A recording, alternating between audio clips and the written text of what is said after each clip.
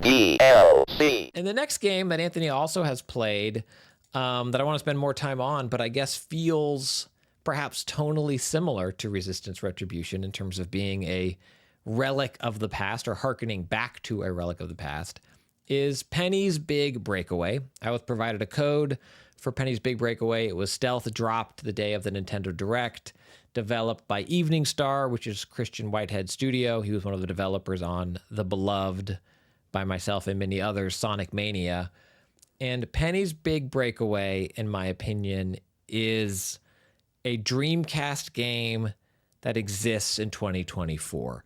It has all of the vibes, excuse me, and all of the feelings of those quirky, trying something new in an established genre and like pushing, seeing where the boundaries were and kind of what Sega was doing in that time. And so it is a 3D platformer, but you can tell that Evening Star is still playing within a lot of the toolbox of the Sonic franchise, where momentum is important and linking things together is important. And also momentum can punish you at times, like it does in the Sonic games.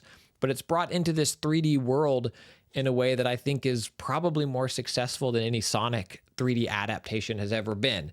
You are this, I don't know what Penny is, a busker, a jester, a person? I don't know. Oh, yeah, I'm not sure. I don't know what her character is. She's a yo-yoist. She's a yo-yoist. I don't, a sheep? I don't know. I don't know what she is. But so you're Penny, and the premise of the game, the conceit, I think is kind of silly, but you anger the king in a very silly way, and now you have to go get through these levels and have some fun doing it. It's one cubic video game story. Yes, exactly. It's like, and now go do these things. But everything about the game harkens back to that Dreamcast era to me. Like the colors, the sound, the way you don't have control over the camera. It is a 3D platformer that the right stick is used to flick your yo-yo. Now, you're saying this in a good way? Like it recalls the Dreamcast in the best way? In the best way possible. Okay. I loved the Dreamcast. I loved its quirky games. I think they stand the test of time as these really interesting and fascinating games that the developers were deeply passionate about, and you could see their passion pour out into those games. And I think this is that style of game 100%. I am so happy that this game exists. I don't know if it'll be in my top 5 at the end of the year, but it will certainly be in my other 5 because I think it just exudes joy and whimsy and fun, while also I cannot wait to see games done quick tackle this game. It's built for speed running. You can unlock a time attack mode in the levels. There's tons of secrets in them.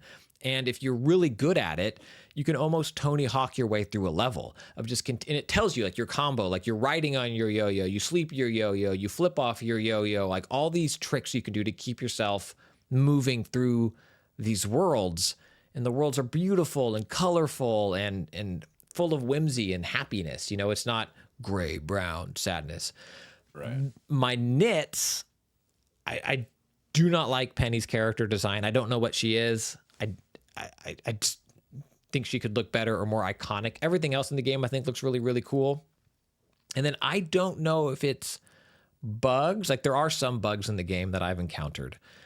But I've also had trouble with the controls in a way, and I don't know why they act a certain way. Like sometimes I'll be riding on my yo-yo, and you just have to push the button to do it. I think it's right trigger, right bumper to get your yo to ride on your yo. And sometimes I push it and I ride on it just fine. Other times I push it, she jumps on it and then immediately falls off and I zone out and I ring out.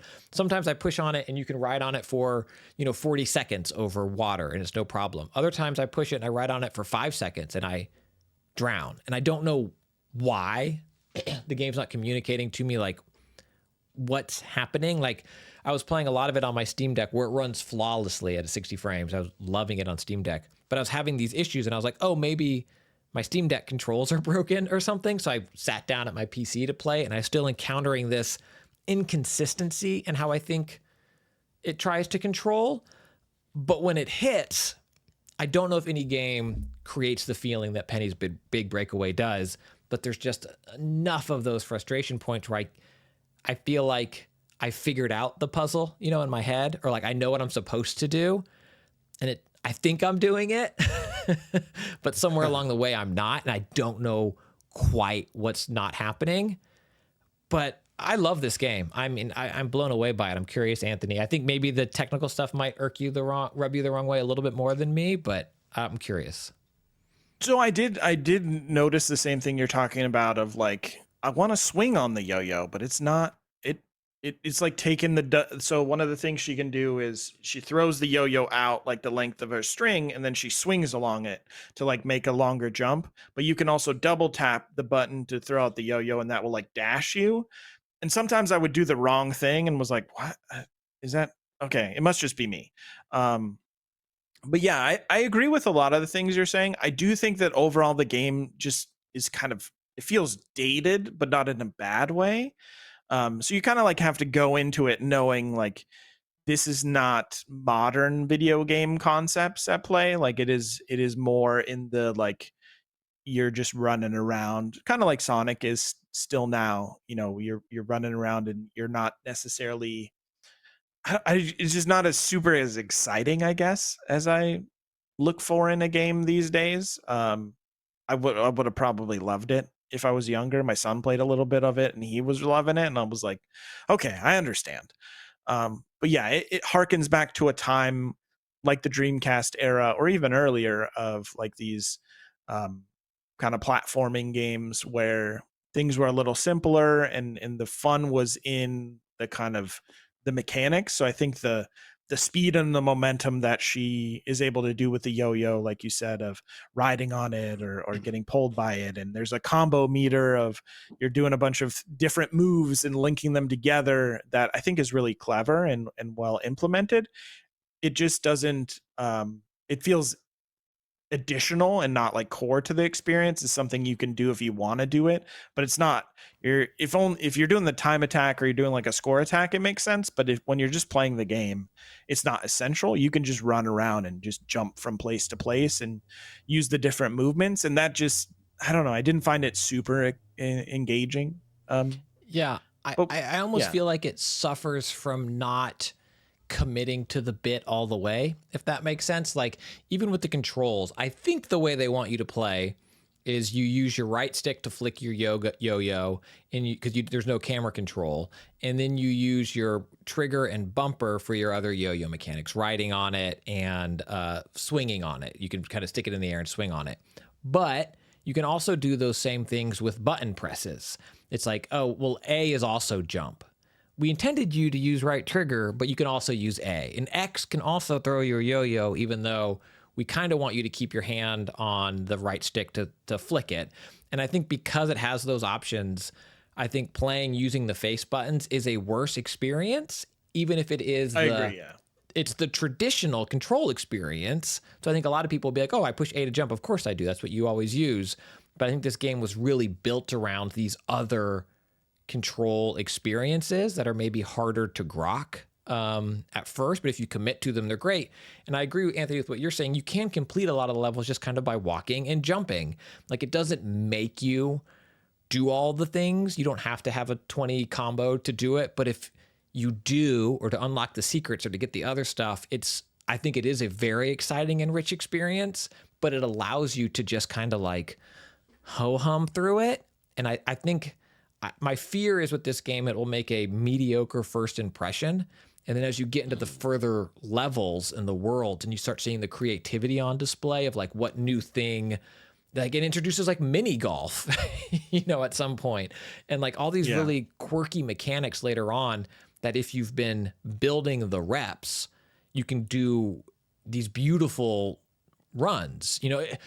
Oh gosh, what's the game? You wear masks and it's a speedrunning first person game. The white. Neon White. Oh, Neon White. Yeah, Neon White. Yes. I think this has a lot of similarities to Neon White in that you want to go fast, but I don't know if Penny's Big Breakaway makes you go fast the way Neon White did. Yeah, that's fair. Yeah, I just, I don't know. I feel like the base level should be, or the base layer should be as engaging as like the pro level. And I feel like what you're talking about, you can see it. You can go, I can see where somebody would have a lot of fun at this level, but I still want to have fun like at the basic level. And I wasn't really having fun. Well, there you go. That's Penny's Big Breakaway.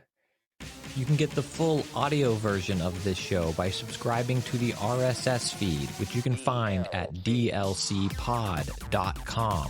And you can support the show on Patreon at patreon.com/dlcpod, where you will get ad-free versions of the show, video versions of the show on demand, and a whole bunch of extra content, like Wednesday's show, paid DLC, including spoiler chats, so much more. That's patreon.com/dlcpod.